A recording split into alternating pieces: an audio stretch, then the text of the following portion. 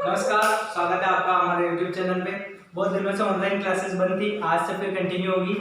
जो चैप्टर अपन ने छोड़ा था उससे रिलेटेड कोई टॉपिक नहीं है, नया टॉपिक है अपना नेल्स बोर परिकल्पना। इससे पहले अपन ने रदरफोर्ड पढ़ा था और जो दो अपन ने स्पेक्ट्रम पढ़ लिए थे, ये लास्ट स्पेक्ट्रम आपका है। तो अब इस स्पेक्ट्रम में क्या क्या इस वैज्ञानिक ने बताया और क्या क्या ये बता नहीं सका, ये दो चीजें देखते हैं। ठीक है, तो सबसे पहले तो इसने दिया था हाइड्रोजन परमाणु के लिए। हाइड्रोजन परमाणु जो H परमाणु होता है, हाइड्रोजन सबसे पहला, वो उसकी संरचना और स्पेक्ट्रम कैसा वो दिखता है, क्या उसकी संरचना बनी हुई है, उसके लिए जो परिकल्पना दी थी निल्स बोर ने दी। अब देखो, इसने कहा जो आपका परमाणु होता है उसके केंद्र में नाभिक स्थित होता है। क्या होता है? नाभिक, जिसमें धनावेशित यानी पॉजिटिव आवेश जिसमें होता है, धन आवेश, वो प्रोटॉन उसमें नाभिक में उपस्थित रहते हैं। और नाभिक कहाँ उपस्थित होगा? परमाणु के केंद्र में। ठीक है, अब जो ये नाभिक है इसके चारों ओर सकेंद्री कक्षाओं में इलेक्ट्रॉन चक्कर लगाते हैं। सकेंद्री का मतलब मेरा हो गया ये केंद्र है, सकेंद्री कक्षाओं में ऐसे।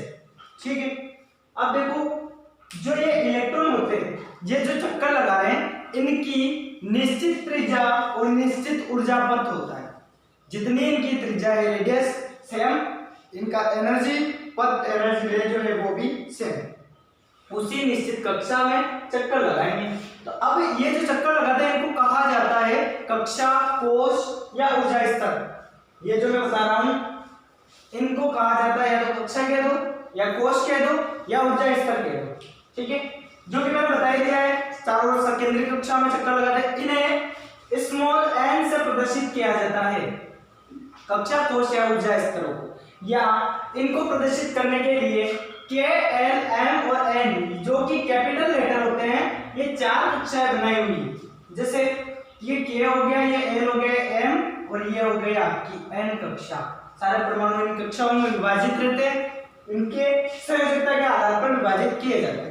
और अगर इनका मान देखा जाए तो इनका पूर्ण मान होता है 1 2 3 4 भी बोल सकते हैं। के लिए 1 2 3 4। ओके, अब देखो जब n का मान बढ़ता है यानी कक्षा, कोश या ऊर्जा स्तर का मान बढ़ता है, तब वो नाभिक से दूर होगा। यहाँ देखिए आप, k नाभिक के पास में, l नाभिक से थोड़ा दूर है। जैसे ही इसका कोश बढ़ा है ये नाभिक से दूर हो गया। ठीक है, अगर आपका n बढ़ता है तो नाभिक से दूर हो जाता है आपका जो परमाणु है वो, कक्षा, कोश और ऊर्जा स्तर है वो, और इसकी ऊर्जा बढ़ जाती है।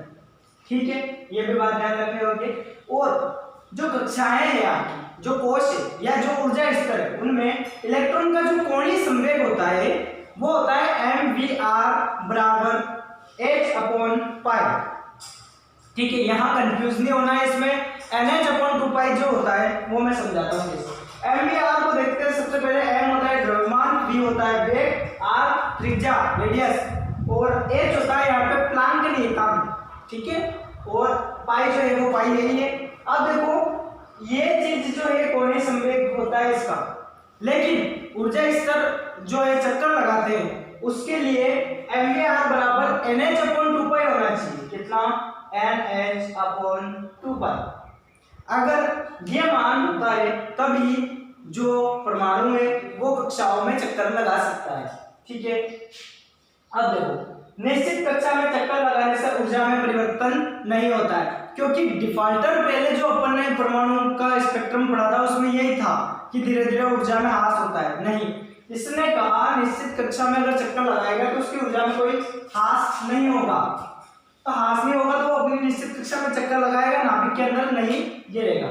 मान लो अगर कोई परमाणु n से k कोश में आ रहा है, यानी उच्च जो निम्न स्तर है, मान लिया जाए निम्न स्तर से उच्च स्तर में जा रहा है, तो उसका ऊर्जा स्तर जो है बढ़ जाएगा।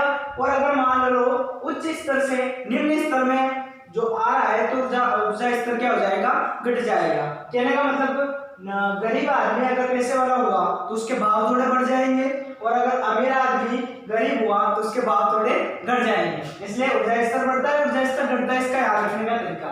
अब देखो ये अपने स्पेक्ट्रम की बात कर ली, अब इसकी देखते हैं कमियां क्या क्या रही, क्योंकि बिना कमियों के जीवन संभव नहीं है। व्यक्ति हर एक चीज में कमियां निकाल लेता है, तो इसमें क्यों नहीं निकालेगा।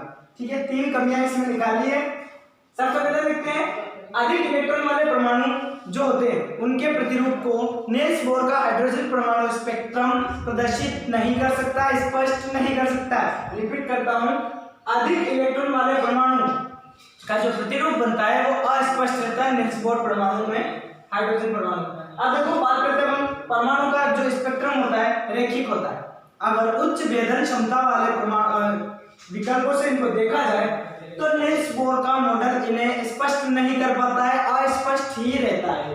अब देखो यह परमाणु बंध बनाकर, यानी बंध कौन सा, रासायनिक बंध बनाकर अणु बनाने की प्रक्रिया को स्पष्ट नहीं कर सकता, यानी इस प्रक्रिया में रासायनिक बंध बनकर अणु बनता है, उसके निर्माण की प्रक्रिया भी ये स्पष्ट नहीं कर सकता।